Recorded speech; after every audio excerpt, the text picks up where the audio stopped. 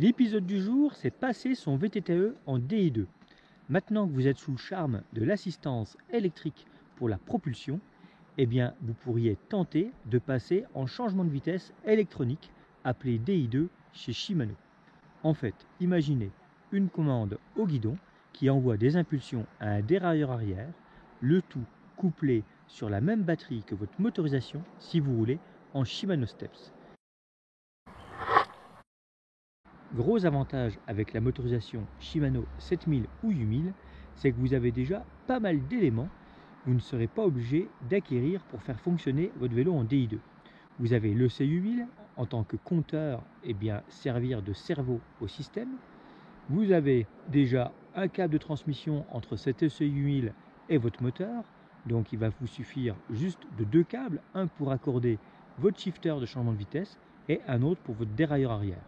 Et en ce qui concerne la batterie, c'est tout simplement la batterie du moteur, la BT8020 si elle est intégrée ou la BT8010 si elle est externe, qui va alimenter le dérailleur.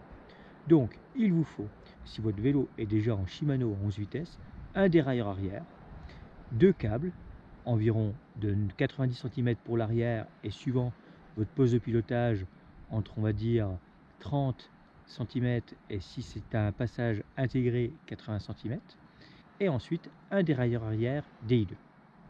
Une fois que tous ces éléments seront montés sur votre vélo, eh bien, comme n'importe quel dérailleur, il va falloir procéder au réglage mécanique de celui-ci, à savoir régler la butée basse, régler la butée haute et également régler l'espace entre le galet supérieur et la cassette.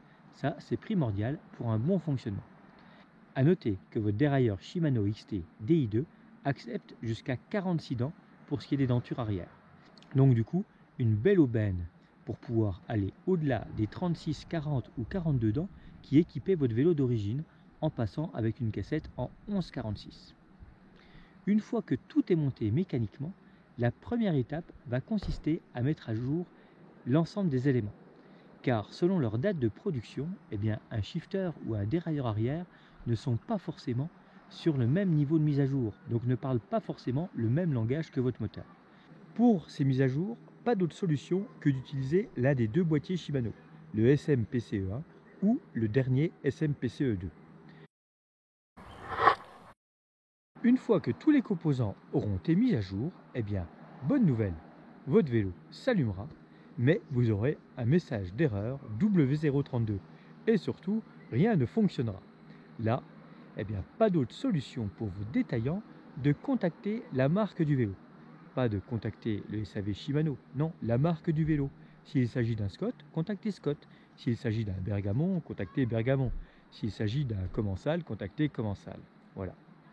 Et là, grâce à TeamWeaver, cette petite application qui permet de prendre la main à distance sur un ordinateur, votre vélo connecté au boîtier SM-PCE 01 ou 02, et à l'autre bout, un technicien sur YouTube pour pouvoir prendre la main sur votre vélo et revoir les paramètres, reprogrammer la motorisation de passage de vitesse mécanique à passage de vitesse électronique. Et une fois cette manip faite, votre vélo sera enfin opérationnel en DI2. Pas d'autre solution. Une fois votre motorisation et votre transmission opérationnelles, vous allez découvrir quelques changements, quelques modifications. Déjà en termes d'affichage, eh bien dorénavant votre ECU1000 indiquera la vitesse engagée.